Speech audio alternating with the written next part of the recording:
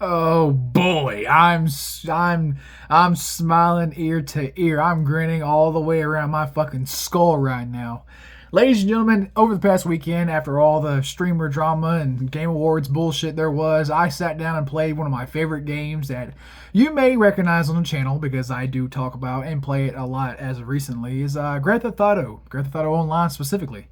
And I was checking out the new update, the Mansions update, and man, holy shit, this is so cool. I had to talk about it. So, last Thursday, I want to say, is when the Mansions update came out, and I was a bit busy that day, obviously, with the Game Awards, and then I had to work over the weekend, a whole bunch of stuff. But I finally got to sit down today to check out the new Mansions update, and I also tried out the new mission strand with the character Avi Schwartzman. And to say the least, I am excited and thoroughly impressed. But that's mainly because I'm a massive fanboy of this game and the world of Grand Theft Auto as a whole. So this is my kind of sort of biased review of this whole new update for GTA. But man, I'm excited for 6, and I am satisfied with this to see where the story is going to go. So let's break it down. The mission strand with Avi. Since that's the free content, anybody can play it and anybody can access it. And I think the payout is pretty good. So if you do all 5 missions on hard difficulty, you will get $700,000, close to $1 million, and it's well worth it because the missions are short and sweet and to the point. There was only one that was aggravating, which I'll get to later. But overall, I think the missions were great. They were fun. Not that very many cutscenes, unfortunately. It was mostly just you talking to the schizo guy on the phone, Avi. But overall, I had fun time with it. It was enjoying. I had another guy with me, and we played through all the missions, and it was fun. It's a fun experience. By far, though, I gotta say this. By far, though, the one thing that I kept repeating inside my mind throughout this entire experience was the fact that GTA kind of does what Watch Dogs does, but better. Now, that might just be the fanboy in me. That might just be, I don't mean to talk shit about Watch Dogs 2. I actually own that game. I've played Watch Dogs 2. By far, I thought it was the best one out of all the Watch Dogs games. But there's something about the way that GTA does stuff that's kind of funny and ironic because it does a lot of, like, if you haven't played GTA Online as of recently, in which I understand the community is very toxic, the prices are fucking over absurd, the content itself comes out very slowly. I understand why a lot of people might not play GTA Online. So let me be the middleman to explain to you. GTA as of recently has been doing a lot of stuff that involves technology, like a lot of technological missions, drones and self-driving cars. It's supposed to be a parody on what's going on in the real world, basically. And there's a company inside GTA's universe called No Way. And it's a reference to Amazon's self-driving cars nowadays. When you can see them in bigger cities.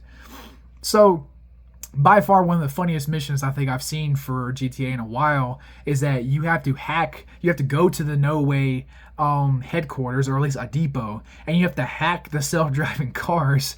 And because they're not actually self-driving cars, the future is a lie. It's actually people who are driving the cars using AI by controlling them. So it's still not completely AI. If you think about it, it kind of reminds you of the AI robot that they were trying to sell you. Remember that fucking scam? Similar thing. They have people driving these cars. So you go inside the depot, you jack these guys out the machines, and then you take control of the cars, and then you just start wreaking havoc. You just start destroying shit. It's the funniest. Billboards, stop signs, crashing it, don't matter. Be a menace as that self-driving car.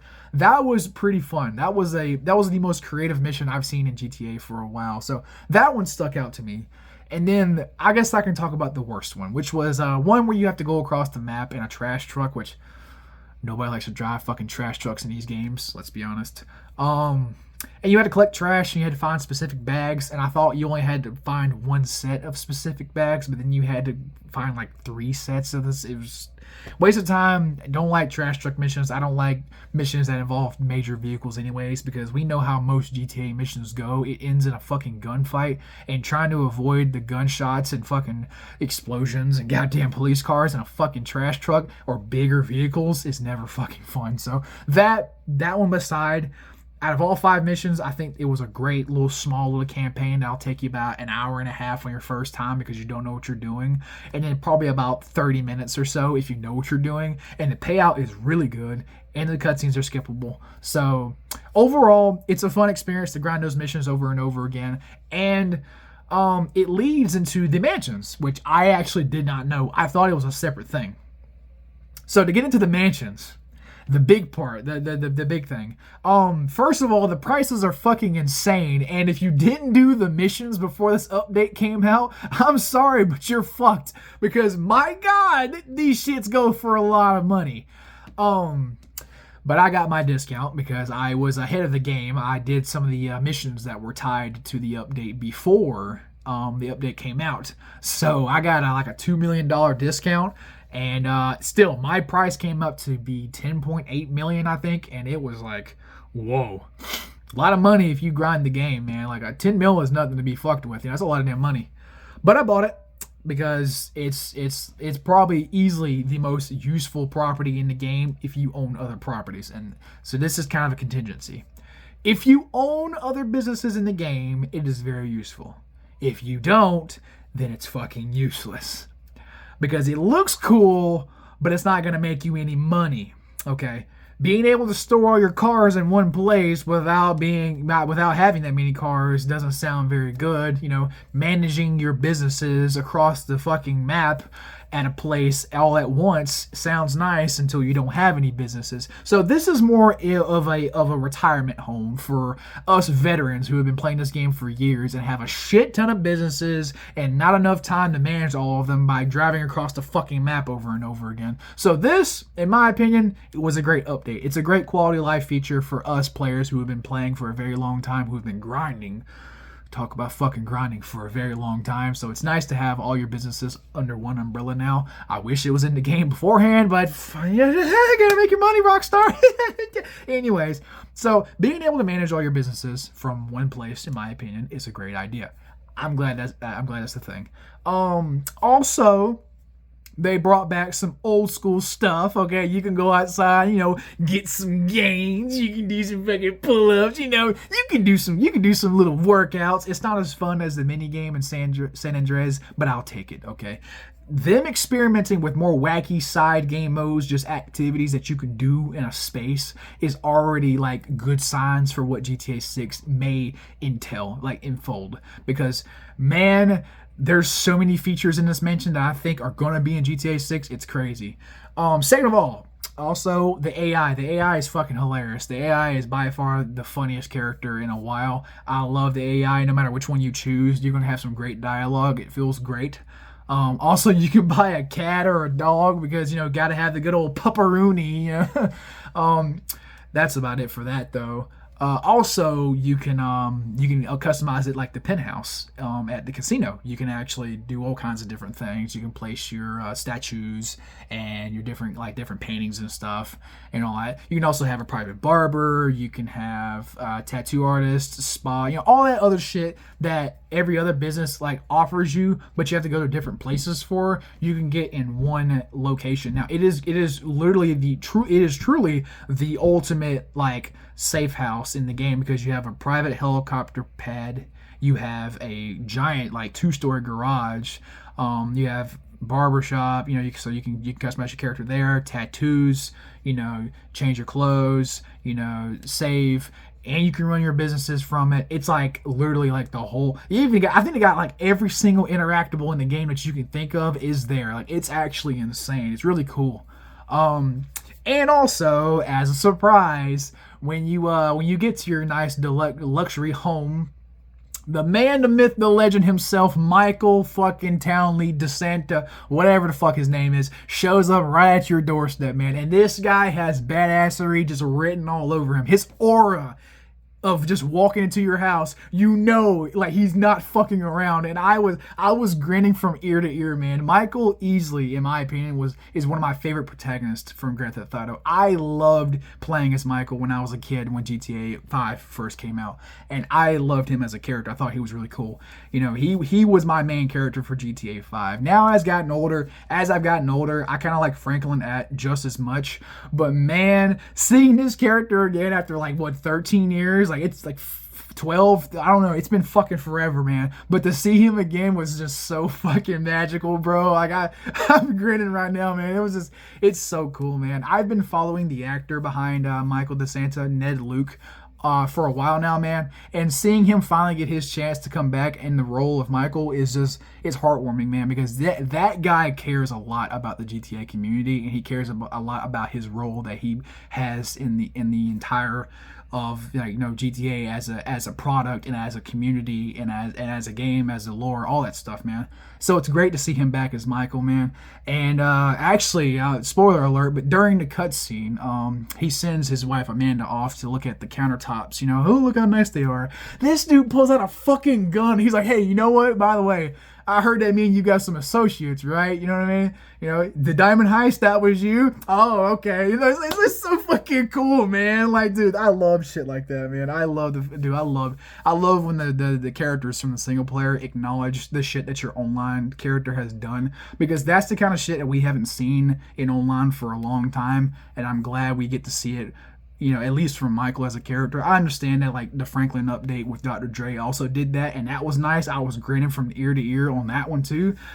But seeing it from Michael just hits another level, man. The fact he pulled out the pistol in your ass too, like, who the fuck? And then, it keeps going. They introduced the new villain, which is just so happens to be another fucking rich multi-billion-dollar asshole. And let me tell you something about you rich billion-dollar assholes that exist in the GTA universe.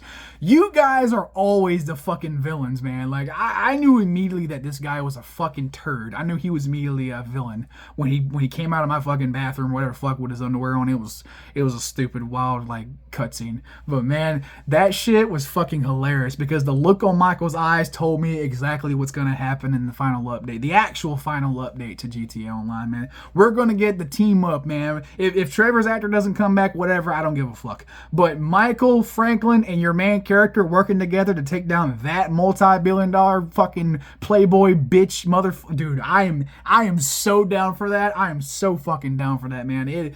Wow, like, if that's truly the final update, it's a coming circle event to have that happen. If you get to kill the multi-billion-dollar whatever. Apparently, he's a parody of the CEO of Amazon, because he's the CEO of the company that owns No Way, the self-driving cars that you had just fucked with in the previous mission chain. If you had done it before the mansion update, which is funny, because if you did those missions either before or after you bought the mansion, you would then get a phone call, and then you would go out and meet Avi.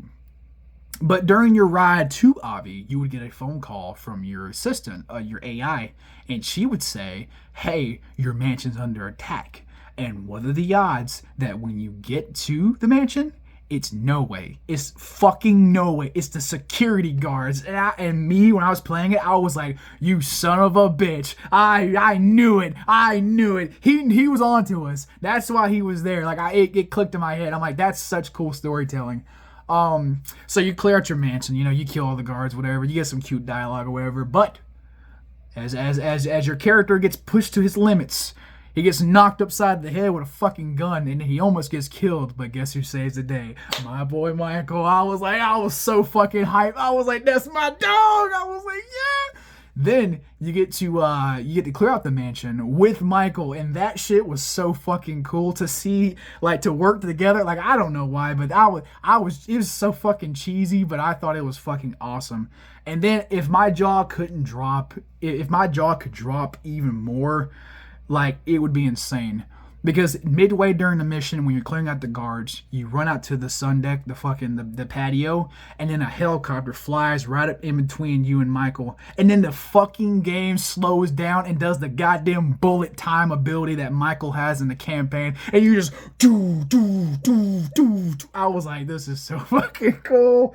Oh, dude, I was grinning in the ear, guys. Like, I haven't been this excited in a while, man. I love the story and lore and world of Grand Theft Auto as a whole. There's a reason why it's my favorite video game franchise of all time. My favorite franchise will forever be Sonic the Hedgehog. Don't get it wrong. I've mentioned it many times.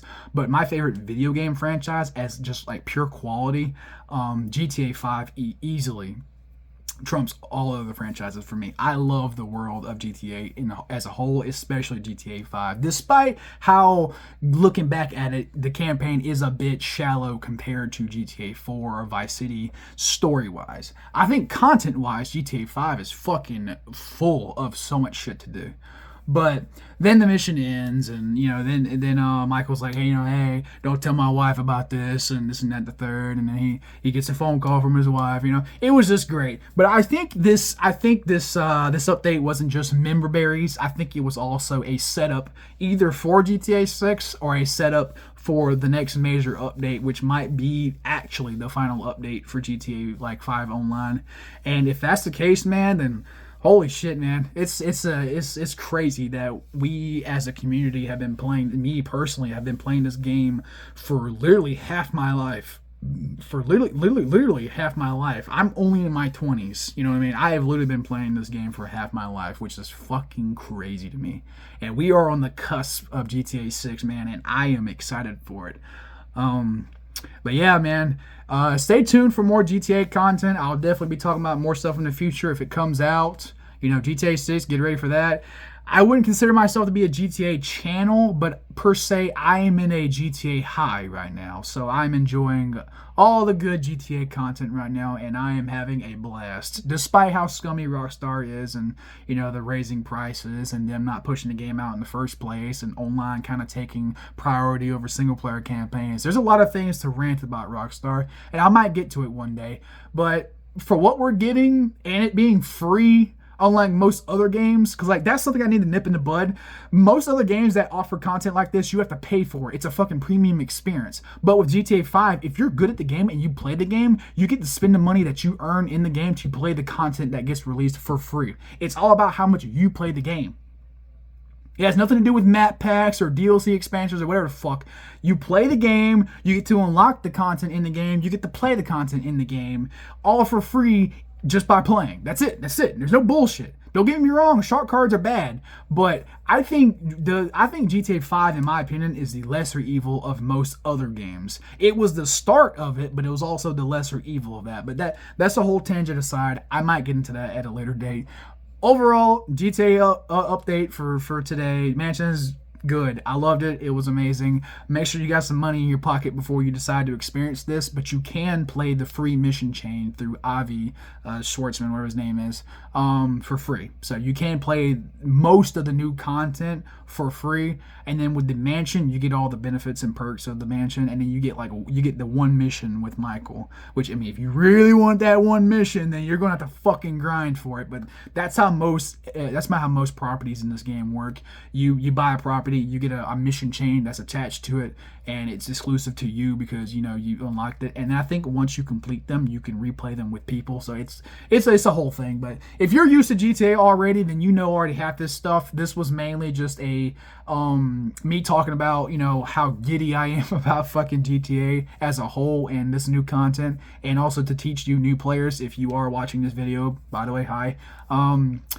If you want to get into the game. Yeah, rants aside, I think that's about it. So, see ya.